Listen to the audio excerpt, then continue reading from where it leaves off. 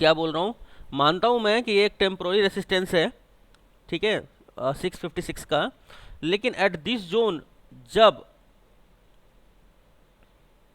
ये सिनेरियो बनता है, जैसे कि यहाँ से देखो अपसाइड मोमेंटम रिजेक्शन, उसके पहले ही रिजेक्शन आ जाता है और थोड़ी देर कंसोलिडेशन होती है यहाँ पे अगर,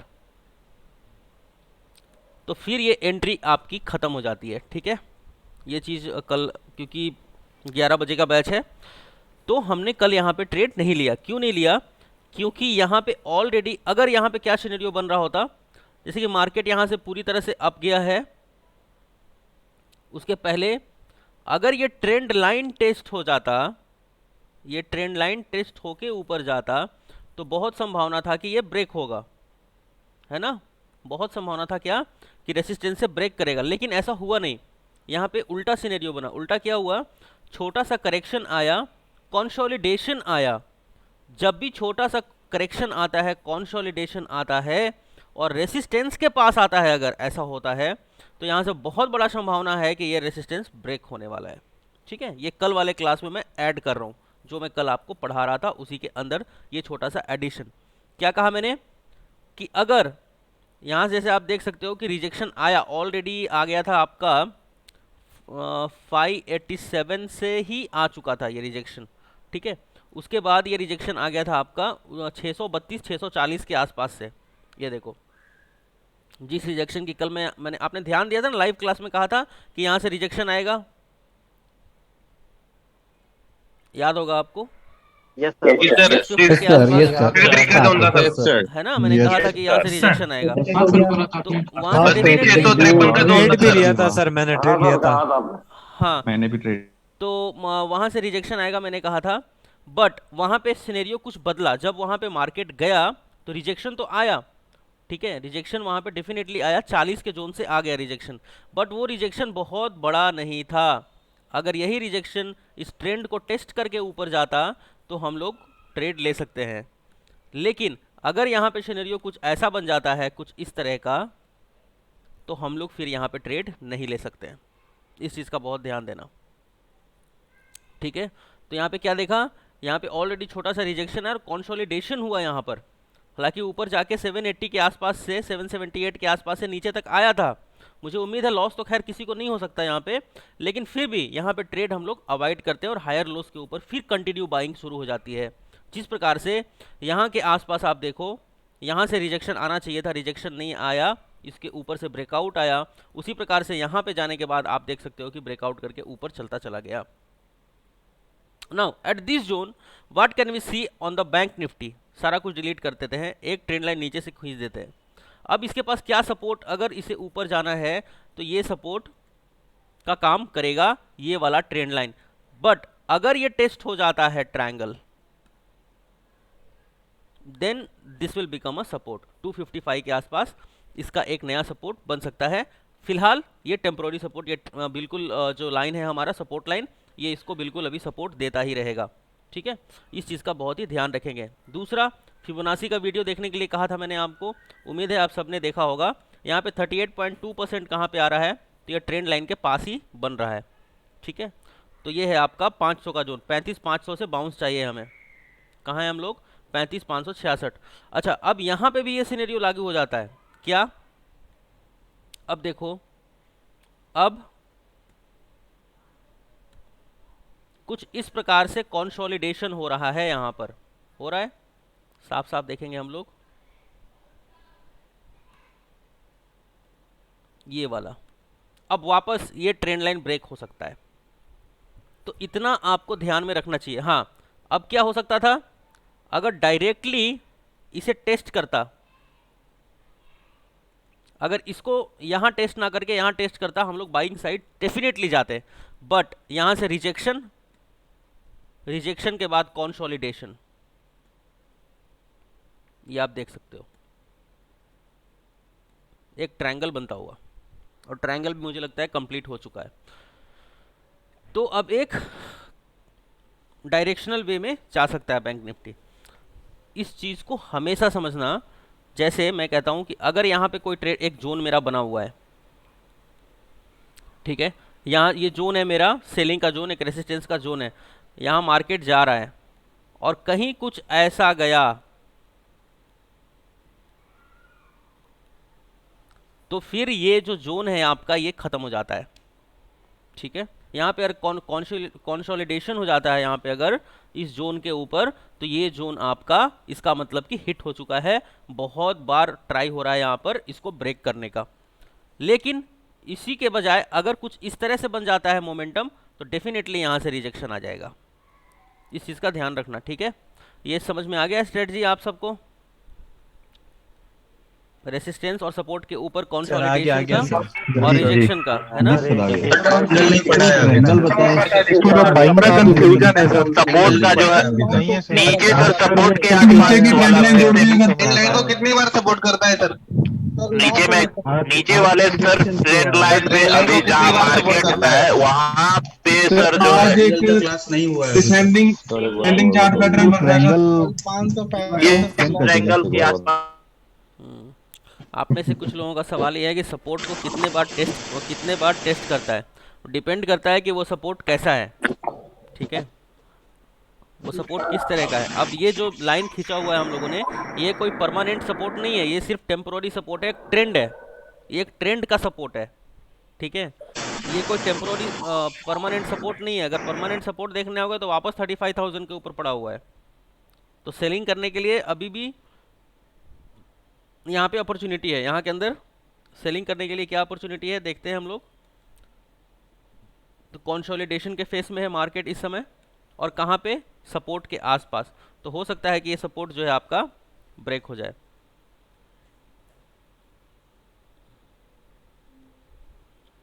ये वाला, ये ट्रायंगल आपका बना हुआ है।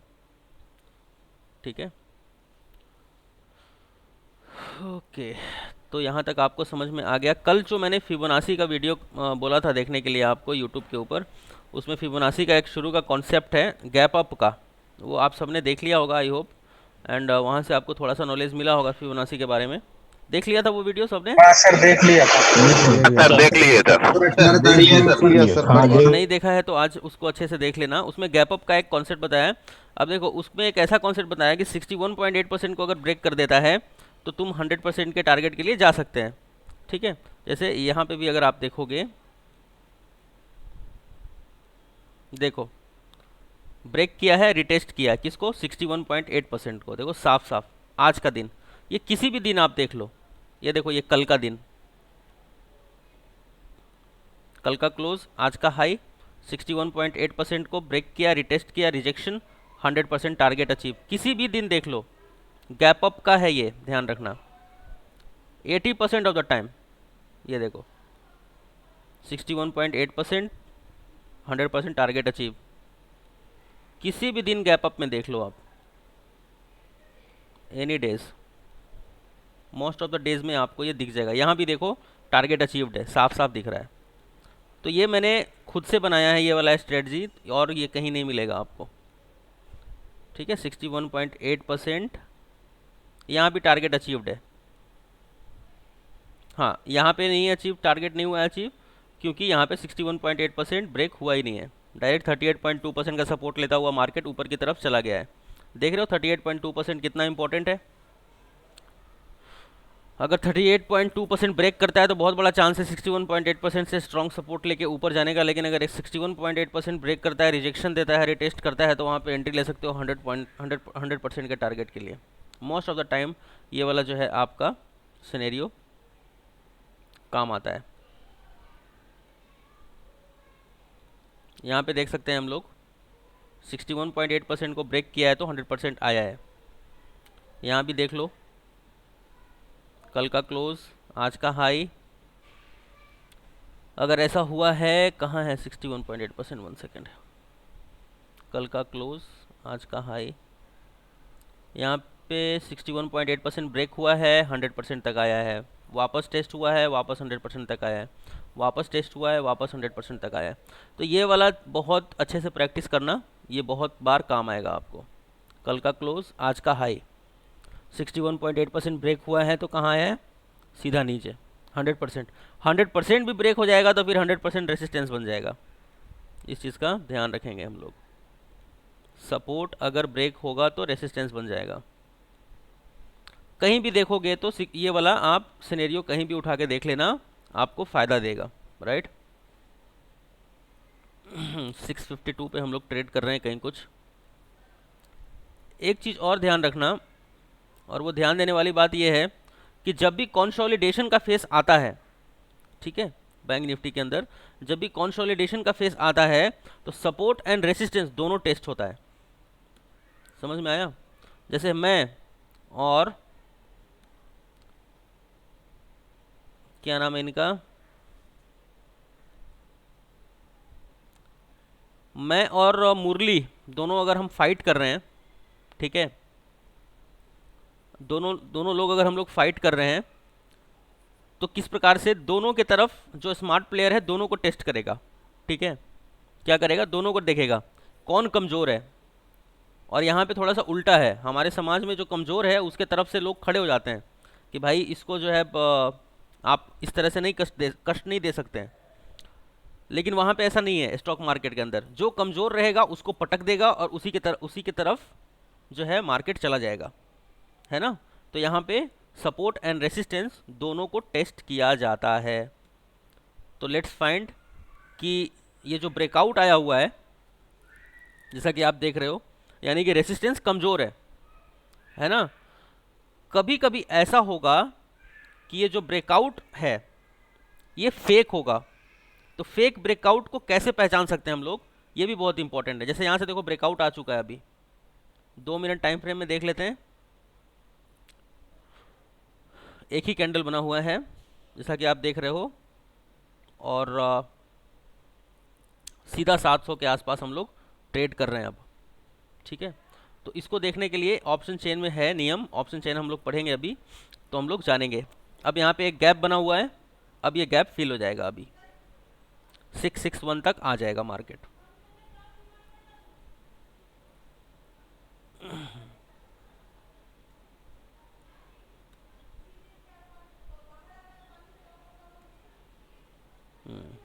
ठीक है, 721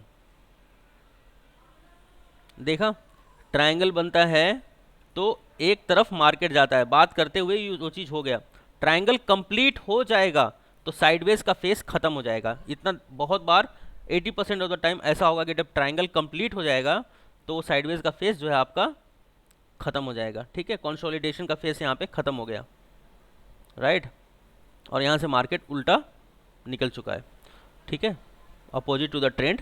तो अब यहाँ पे यानी कि रेसिस्टेंस कमज़ोर था, इसीलिए उस तरफ मार्केट निकल गया, सपोर्ट बहुत मजबूत था। समझ में आ रहा है? देखो सब कुछ लाइव सीखने के लिए मिल रहा है आप सबको।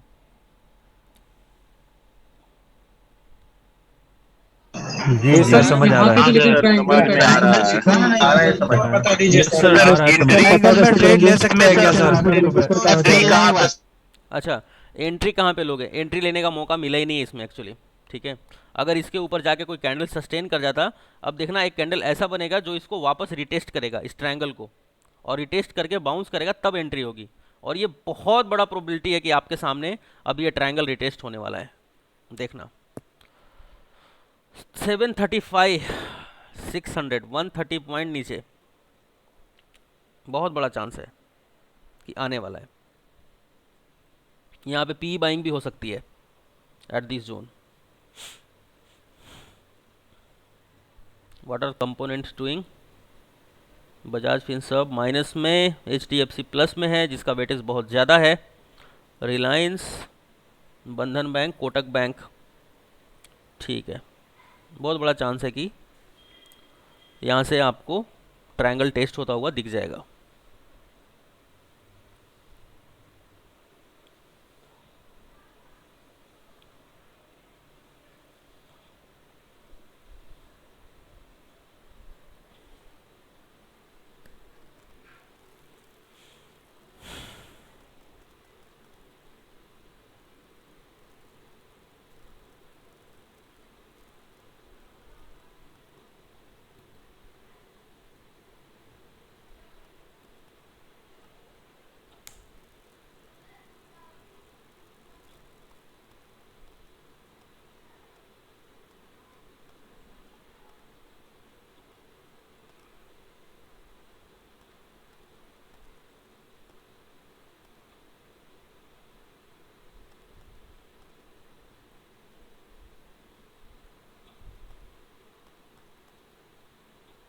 1 सेकेंड, मैं एनालाइज कर रहा हूँ थोड़ा सा दूसरे सिस्टम के ऊपर, इसीलिए उसके ऊपर आपको कर्सर नहीं दिख रहा।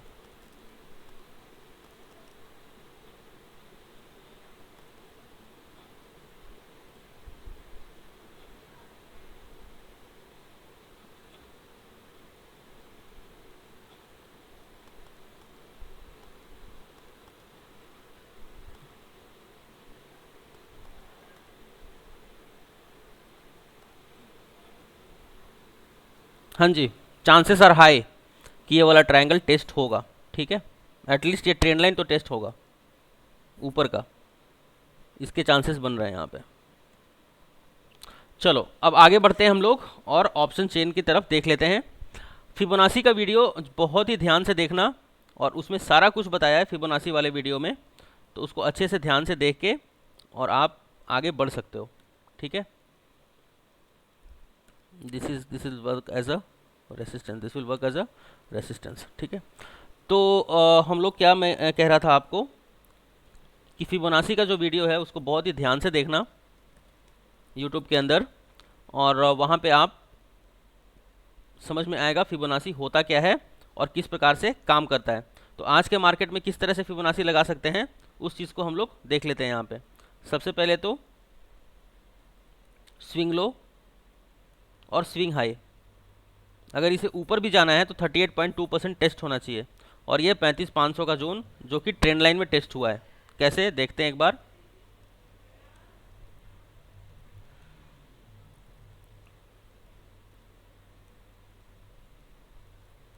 अभी भी टेस्ट होने के लिए थोड़ा सा बाकी है, तो ये ट्रेंड लाइन आपका टेस्ट हो सकता है। फिलहाल क्या देखा हम लोगों ने, स्विंग लो,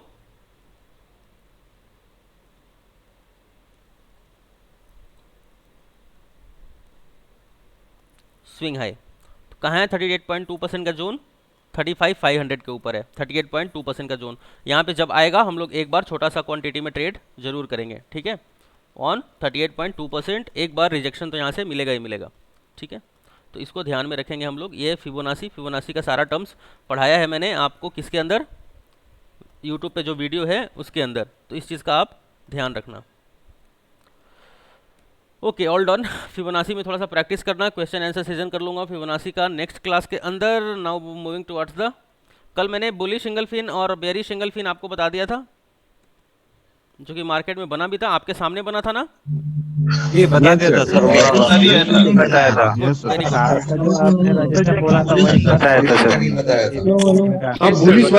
बुलिश बता दिया था, बेयरिश एंगलफिन बताना बच गया था। मैं अभी 5 मिनट के अंदर आपको बेयरिश एंगलफिन भी बताता हूँ।